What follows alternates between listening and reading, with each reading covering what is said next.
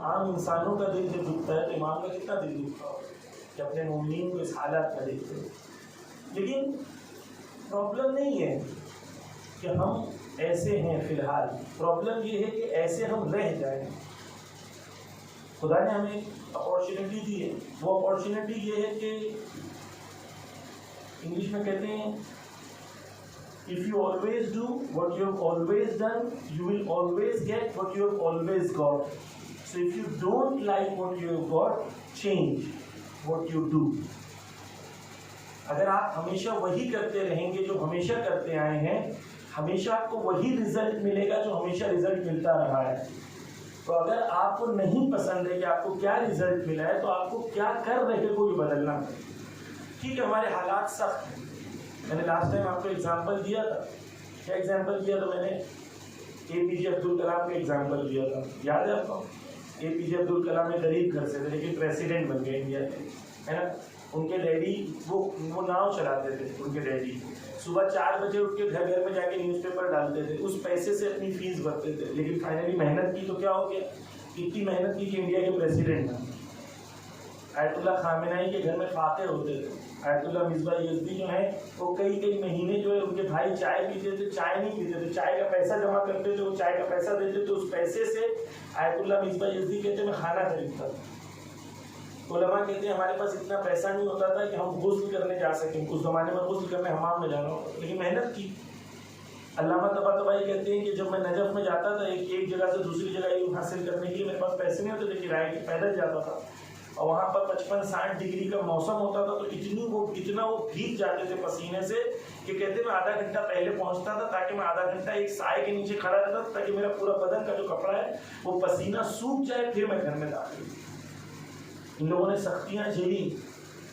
آیت اللہ مرشی نجفی ان کے بیٹے بتا رہے تھے، جب میں گیا تو ان کے وہاں پر تو بتا رہے تھے کہ یہ علماء جب نجف میں رہتے تھے تو ان کو کھانے کی اتنی مشکل تھی کہ لوگ جب رات کی تاریکی میں کھانا پھینکتے تھے تو یہ رات کی تاریکی میں جاتے تھے چھپ کے، تاکہ لائٹس وغیرہ تو نہیں ہوتی تھی اس زمانے میں.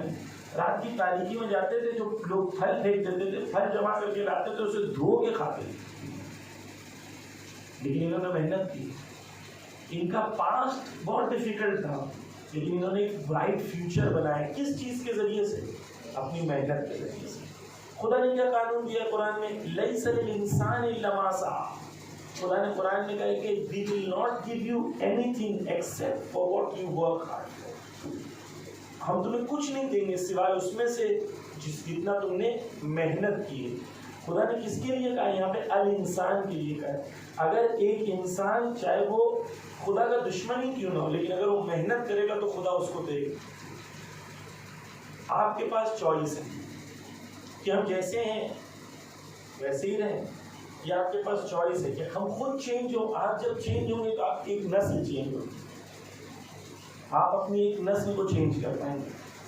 اور اگر آپ نے اپنی نسل کو چینج کیا تو آپ کے بچے نہیں پتہ آپ دنیا میں کہاں پہنچیں گے، مان کے لیے کتنا بڑا کام کر پائیں گے. لیکن وہ کون کر سکتا ہے؟ وہ آپ کر سکتے ہیں.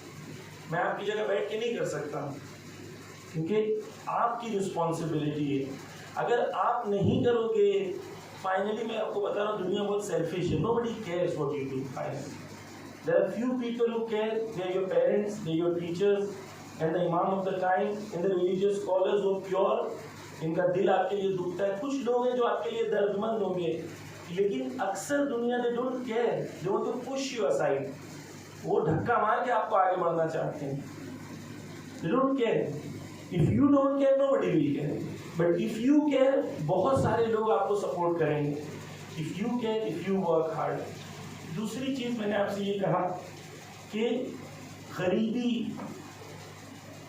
یا مثلا فقر یہ سب چیزیں ہیں پرابلمس، لیکن یہ اتنی بڑی پرابلم نہیں ہے کہ اس کو اوور کم نہیں کیا جا سکتا.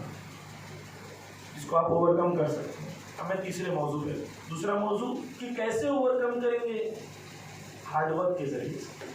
مجھے پتہ ہے مثال کے طور پر گرمی کا موسم، ایک امیر بچہ جب گرمی کے موسم میں پڑھائی کرنا چاہتا ہے گھر پہ تو اس کے یہاں اے سی لگی ہوئی، وہ اے سی کھولتا ہے آرام سے اے سی میں بیٹھ کے پڑھ رہا ہوتا ہے. اس کے گھر میں کوئی ڈسٹرب کرنے والا نہیں ہوتا ہے. باہر زور زور سے نوحے ماتم یا مثلا جو ہے میوزک نہیں بج رہی ہوتی ہے، چھوٹا سا گھر نہیں ہوتا اس کا.